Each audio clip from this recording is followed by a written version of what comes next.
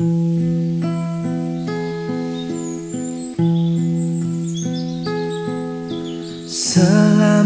pagi Bapa, selamat pagi Yesus, selamat pagi Roh Kudus. Terima kasih atas anugerah-Mu, semalam telah berlalu. Sahabat Fresh Juice, sesaat lagi kita akan mendengarkan Fresh Juice Senin 12 Desember 2022 bersama Pastor Yandi Buntoro CDD dari Medan. Selamat mendengarkan.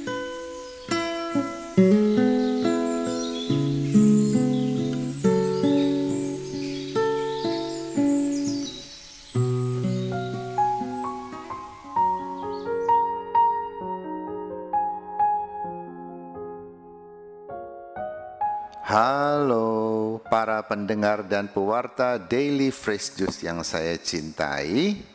Saya Pastor Johannes Yandi Buntoro CDD di tempat tugas saya di Paroki Kristus Raja di Kota Medan. Bacaan kita hari ini diambil dari Injil Suci menurut Santo Matius bab 21 ayat 23 sampai dengan 27. Pada suatu hari Yesus masuk ke bait Allah. Ketika ia sedang mengajar, datanglah imam-imam kepala dan pemuka-pemuka bangsa Yahudi kepadanya. Mereka bertanya, "Dengan kuasa manakah engkau melakukan hal-hal itu? Dan siapakah yang memberikan kuasa itu kepadamu?" Jawab Yesus kepada mereka, "Aku juga akan mengajukan satu pertanyaan kepadamu. Dan jika kalian memberi jawabannya, aku pun mengatakan kepada kalian dengan kuasa manakah aku melakukan hal-hal itu. Nah, dari manakah pembaptisan yang diberikan Yohanes? Dari surga atau dari manusia?" Mereka lalu berunding satu sama lain. "Jika kita katakan dari surga, ia akan berkata kepada kita, 'Kalau begitu, mengapa kalian tidak percaya kepadanya?' Tetapi jika kita katakan dari manusia, kita takut kepada orang banyak, sebab semua orang menganggap Yohanes itu nabi." Mereka lalu menjawab, "Kami tidak tahu." Maka Yesus pun berkata kepada mereka, "Jika demikian, aku pun tidak mau mengatakan kepada kalian dengan kuasa manakah aku melakukan hal-hal itu." Demikianlah sabda Tuhan.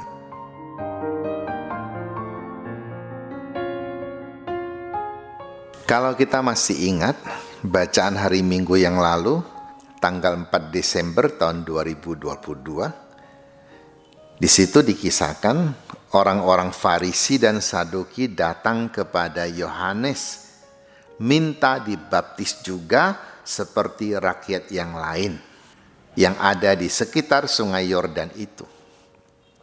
Tetapi Yohanes tidak nampak bergembira, malah Yohanes menegur mereka dengan keras. "Kamu keturunan ular berbisa." Ular berbisa hanya bisa memberikan pengaruh buruk atau menakutkan jika dia menggigit orang.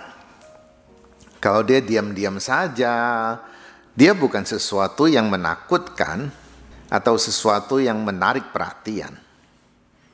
Apakah orang-orang Farisi menggigit orang? Jelas tidak. Tetapi perbuatan mereka kepada rakyat ini seperti racun yang menyebar kemana-mana dan membunuh orang. Maka Yohanes katakan, "Jangan berpikir kalau kalian dibaptis maka kalian terbebas dari kesalahan." Selama kita masih terus melakukan kesalahan, kita belum benar di hadapan Tuhan. Memang kita percaya baptisan dalam gereja Katolik menghapuskan semua dosa di masa lalu. Tapi setelah itu jika kita terus melakukan kesalahan, kita tetap harus bertanggung jawab di hadapan Tuhan, termasuk menerima hukuman. Begitu kerasnya sampai Yohanes mengatakan, kapak sudah ada di akar pohon. Jadi bukan menebang pohonnya, karena kalau pohon ditebang dia masih bisa bertunas selama akar masih ada. Tapi jika akarnya dipotong, dipisahkan dari tanah, bahkan dimatikan, maka pohon itu akan benar-benar mati. Artinya kalau kalian masih terus melakukan kesalahan, kalian pun akan binasa. Hari ini datanglah para pemuka agama, yaitu orang-orang Farisi, datang kepada Yesus, mempertanyakan dengan kuasa apakah Yesus menyembuhkan orang, mengajar, membangkitkan orang, mengampuni dosa, mengusir setan, bahkan ngaku-ngaku sebagai putra Allah. Dengan kuasa mana itu? Tetapi apakah Yesus menjawab mereka? Ternyata tidak. Yesus malah bertanya, saya bertanya kepadamu dulu. Kalau engkau bisa menjawab pertanyaan saya, baru saya menerangkan dengan kuasa manakah saya melakukan semua perkara yang saya lakukan. Baptisan Yohanes ini datang dari surga atau manusia? Lalu kita perhatikan dalam bacaan, mereka berunding untuk memberikan jawaban. Artinya jawabannya bukan hanya satu, lebih dari satu, dan itu saling bertentangan. Ada yang menguntungkan, ada yang tidak menguntungkan. Kalau jawabannya sudah jelas satu saja, katakan saja apa adanya. Kenapa harus berunding? Inilah yang mereka rundingkan. Kalau kita katakan baptisan Yohanes ini dari surga, maka Yesus akan bertanya kepada kita, lalu kenapa kamu tidak percaya? Karena jika mereka mengakui bahwa mereka percaya kepada surga, maka mereka harus meninggalkan segala perbuatan jahat mereka, segala kepalsuan dan kemunafikan. Artinya mereka harus menanggung malu karena selama ini mereka tidak benar. Dan ini terlalu berat buat mereka. Tetapi sebaliknya, jika mereka menjawab baptisan Yohanes itu datang dari manusia, ini juga tidak menguntungkan, karena mereka akan diserang oleh rakyat yang selama ini memang sudah tidak simpati kepada mereka. Karena mereka selama ini duduk di tempat yang kudus, tetapi hidupnya tidak kudus, perbuatannya rendah. Jadi serba salah. Dua-duanya jawaban itu tidak menguntungkan. Maka mereka hanya bisa menjawab, kami tidak tahu. Ya sudah, kalau kamu tidak tahu artinya kamu memang tidak mau mengakui kebenaran. Maka untuk apa Yesus memberikan keterangan kepada mereka? Karena percuma mereka tidak mau menerima kebenaran. Ini sama seperti kalau kita memberikan nasihat kepada orang yang berbuat salah. Kalau dia tidak mau menerima maksud baik kita untuk meluputkan dia supaya tidak jatuh ke dalam kesalahan yang lebih dalam lagi, maka orang itu pasti tidak akan mendengarkan kita. Kita akan dianggap sebagai pengganggu, padahal kita mau membantu. Jadi kita boleh memberi nasihat, tetapi jika nasihat kita ditolak, ya sudahlah, artinya orang tidak mau berubah. Tinggalkan saja. Kecuali dalam keluarga, orang tua tetap harus memberikan nasihat. Kalaupun nasihat tidak didengarkan, minimal mendoakan.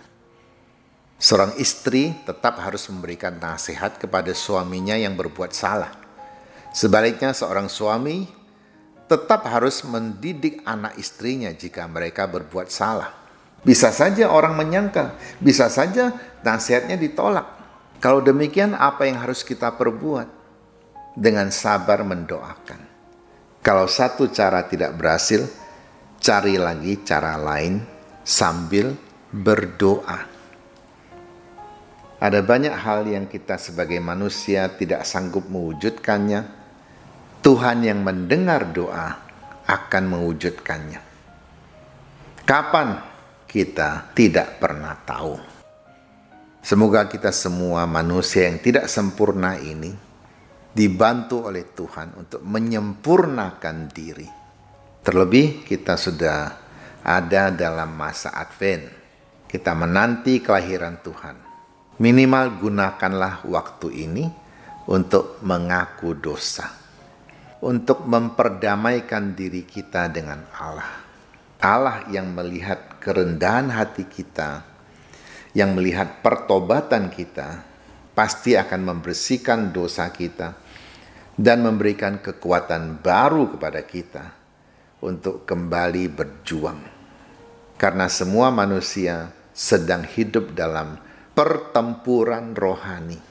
Setan, sang malaikat jatuh, tidak akan membiarkan kita dengan gampangnya bersatu dengan Tuhan. Ia selalu berusaha untuk menjauhkan kita dari Tuhan. Supaya Tuhan sedih. Supaya Tuhan merasa gagal. Apakah Tuhan gagal? Tuhan tidak gagal. Tetapi manusia yang sudah diberi kehendak bebas itulah yang gagal. Kalau ia jatuh di dalam dosa. Tuhan buat apa? Binasakan dia? Tuhan beri dia kesempatan untuk bertobat. Kalau ada kesempatan. Mari kita gunakan kesempatan yang baik ini, berdamailah dengan Tuhan, sehingga kita nanti bisa merayakan Natal dengan hati yang sungguh-sungguh damai. Hanya orang yang mempunyai kedamaian yang juga bisa membawa kedamaian kepada orang lain. Amin. Marilah kita menerima berkat Tuhan. Tuhan bersamamu. Semoga Allah yang Maha Kuasa memberkati kita dan keluarga kita, Bapa dan Putera dan Roh Kudus. Amin.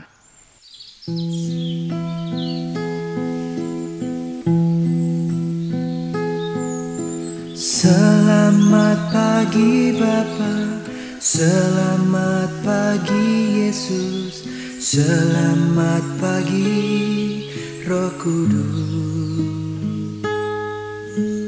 Terima kasih atas anugerah-Mu, semalam telah berlalu. Sahabat Fresh Juice, kita baru saja mendengarkan Fresh Juice Senin 12 Desember 2022. Terima kasih kepada Pastor Yandi Buntoro untuk renungannya pada hari ini. Sampai berjumpa kembali dalam Fresh Juice edisi selanjutnya. Jaga kesehatan dan salam Fresh Juice. Ku memuji, ku bersyukur, memuliakan nama-Mu, Allah Bapa, Putra dan Roh Kudus. Terima kasih. Allah Bapa, Putra dan Roh Kudus.